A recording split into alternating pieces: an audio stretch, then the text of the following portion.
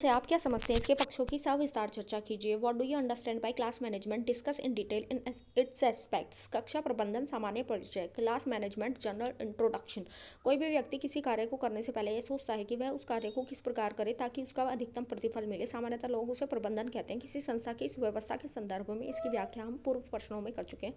सामूहिक शिक्षण में शिक्षक शिक्षार्थियों को कक्षा के रूप में संगठित करते हैं और उसी रूप में शिक्षण प्रक्रिया चलाते हैं। यह प्रक्रिया सुचारू रूप से चले इसलिए उसे ये एक व्यवस्थित रूप में चलाते हैं। इस व्यवस्थित स्थिति सर्जन को ही कक्षा प्रबंधन कहते हैं। इस दृष्टि से शिक्षक को कक्षा प्रबंधन कहा जाता है। कक्षा के अभिप्राय छात्रों के एक ऐसे समूह से होता है जिसमें एक शैक्षिक स्तर के छात्र होते हैं। उस कक्षा में शिक्षक पढ़ाता है तथा छात्र पढ़ते हैं। प्राथमिक और माध्यमिक शिक्षा के अंतर्गत कक्षा से 1 से 12 तक के छात्र आते हैं। इन्हें कक्षा में बैठने के लिए कुर्सी, मेज अथवा डेस्क आदि की व्यवस्था होती है। यह सब सुव्यवस्थित होना चाहिए। अतः कक्षा में फर्नीचर की उचित व्यवस्था, उन पर छात्रों के बैठने की उचित व्यवस्था, उनसे अच्छी प्रकार आचरण व्यवस्था और उन पर नियंत्रण रखना अर्थात अनुशासन बनाए रखना कक्ष प्रबंधन के अंतर्गत आता है।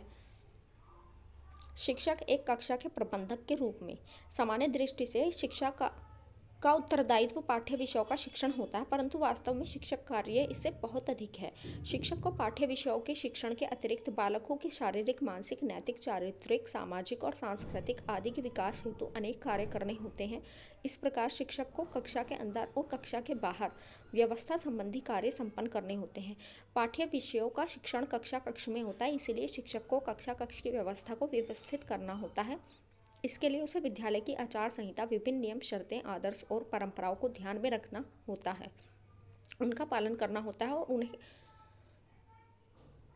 करना भी चाहिए। प्रत्येक शिक्षक को यह भी ध्यान में रखना चाहिए कि कक्षा के अंदर मेज, कुर्सी आदि व्यवस्थित हैं अथवा नहीं, छात्रों को बैठने का सही है आसन अथवा नहीं, छात्रों का व्यवहार, आचरण तथा कक्ष नियंत्रण के नियम आदि उपयुक्त हैं अथवा नहीं। शिक्षक के कक्ष में अंदर प्रवेश करते समय और बाहर निकलते समय सब व्यवस्थित होना चाहिए। यदि नहीं है तो व्यवस्था करनी चाहिए। सभी शिक्षक विद्यालय में नियमों का पालन करें तो अनुशासन संबंधी व्यवस्था स्वतः समाप्त हो जाएगी। इस प्रकार शिक्षक एक कक्षा प्रबंधक के रूप में भी कार्य करता है। इसके इन कार्यों को हम निम्नलिखित रूप में स्पष्ट करते हैं। Aspect of class management. Number 1, classification of student. Number 2, कक्षा नियम आचरण का प्रतिपादन, classroom manners. Number 3, class teaching rules. और नंबर 4, अनुशासन स्थापित करना, मेंटेनिंग डिसिप्लिन। नंबर 1, छात्रों का वर्गीकरण, क्लासिफिकेशन ऑफ स्टूडेंट। कक्षा के छात्रों को छोटे समूह में विभाजित करके उन्हें एक साथ पढ़ाया जाता है। इन छात्रों में कुछ मेधावी बच्चे होते हैं, कुछ पिछड़े बच्चे होते हैं, अधिकांश औसत स्तर के बच्चे होते हैं। शिक्षक को कक्षा के सभी बच्चों के साथ समान व्यवहार करना चाहिए। उनका व्यवहार प्रेम और सहानुभूतिपूर्ण होना चाहिए। उसे बच्चों की व्यक्तिगत कठिनाई को समझने और उन्हें दूर करने का प्रयत्न करना चाहिए। वह सदैव प्रसन्नचित्त रहे और उत्साह के साथ कार्य करे, तो इससे कक्षा में जीवंतता बनी रहेगी। बच्चे शिक्षण कार्य में रुचि ले लेंगे और शिक्षण प्रभावी होगा। कक्षा का जीवन सामूहिक जीवन होता है। कक्षा विशेष में स्तर विशेष के छात्र होते हैं। हमें एक कक्षा में एक बुद्धि लब्धि और समान रुचि, रुझान और आकांक्षा वाले छात्रों को रखने की बात पर बल दिया है। उस स्थिति में इन छात्रों की समस्या लगभग समान ही होनी चाहिए। फिर भी शिक्षक को ध्यान रखना होगा कि जो छात्र शैक्षिक दृष्टि से पिछड़े हैं उन्हें अतिरिक्त कोचिंग की व्यवस्था की जाए और जो छात्र मेधावी हैं उन्हें अतिरिक्त काम देने की व्यवस्था की जाए। हालांकि शिक्षक कक्षा में सबको एक समान ही पढ़ाता है, लेकिन सबको सहयोग से आगे बढ़ना चाहिए। ऐसा करने से बच्चों में हीन भावना नहीं आएगी, अर्थात किसी में किसी प्रकार का कॉम्प्लेक्स नहीं आना चाहिए। शिक्षक को सबके साथ मिलकर चलना चाहिए। नंबर 2, कक्षा नियमों आचरण का प्रतिपादन, क्लासरूम मैनर्स।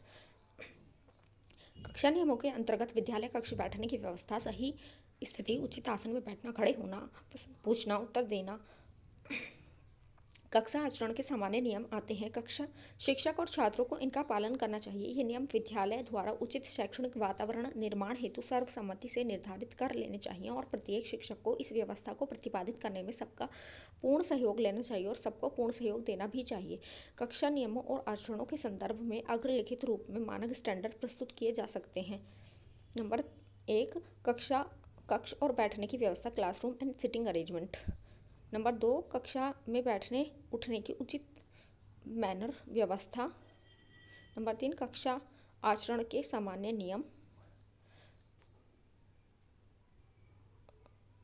अध्यापक वेशभूषा, अध्यापक का कक्षा में प्रवेश और प्रस्थान का समय, बालकों के साथ अध्यापक का व्यवहार, अध्यापक की आदतें, कक्षा का सामूहिक जीवन, कक्षा में बैठने व खड़े होने का नियम, कक्षा में छात्रों का प्रवेश एवं प्रस्थान, अध्यापक से प्रश्न पूछने के नियम, अध्यापक के प्रश्न के उत्तर देने के नियम, कक्षा शिक्षण संबंधी नियम, क्लास टीचिंग रूल्स।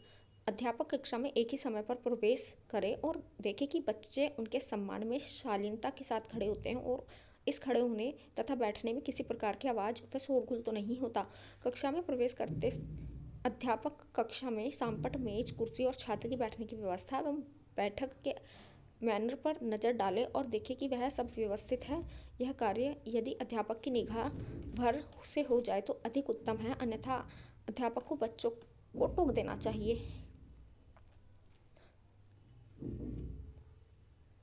फिर हमारा है चौथा, अनुशासन स्थापित करना, मेंटेनिंग डिसिप्लिन। पहले तो हम इसे ही पढ़ लेते हैं। फिर पाठ आरंभ करने से पूर्व पहले बच्चों को यथापाठ पढ़ाने के लिए प्रेरित करें और यदि एक दो छात्र फिर भी सरुचि दिखाते हैं तो उनके साथ प्रेम पूर्व और सहानुभूतिपूर्ण सख्ती बरतें। आवश्यकता पड़ने पर दंड व्यवस्था का भी सहारा लिया जा सकता है, परंतु बड़ी सावधानी के साथ। यह दंड हानिकारक शारीरिक दंड नहीं होना चाहिए, बल्कि यह प्रताड़ना के रूप में होना चाहिए। अध्यापक उचित शिक्षण विधियों से शिक्षण करें। ऐसी शिक्षण विधियाँ उचित होती हैं जिनमें बच्चा स्वेच्छा से कार्य करते हैं।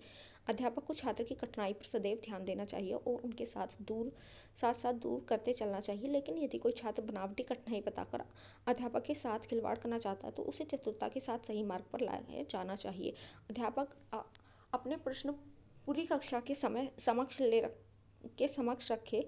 प्रश्न पूछते समय पूरी कक्षा को अपने नेत्र से इस प्रकार बांधे कि प्रत्येक विद्यार्थी यह सोचे कि उससे प्रश्न पूछा जा रहा है। प्रश्न का उत्तर कैसे दिया जाए, बच्चों को यह जानने चाहिए। जो बच्चे बिना आज्ञा प्राप्त किए उत्तर देने का प्रयत्न करें उन्हें कक्षा आचरण की शिक्षा देनी चाहिए। अध्यापक चाहे प्रश्न पूछे, चाहे उत्तर ले, चाहे किसी शिक्षण सामग्री का प्रयोग करे और चाहे प्रदर्शन करे, इन सब बातों सब पर ध्यान रखना चाहिए जो भी है, एक्सेट्रा एक्सेट्रा एक्सेट्रा। अनुशासन स्थापित करना, मेंटेनिंग डिसिप्लिन।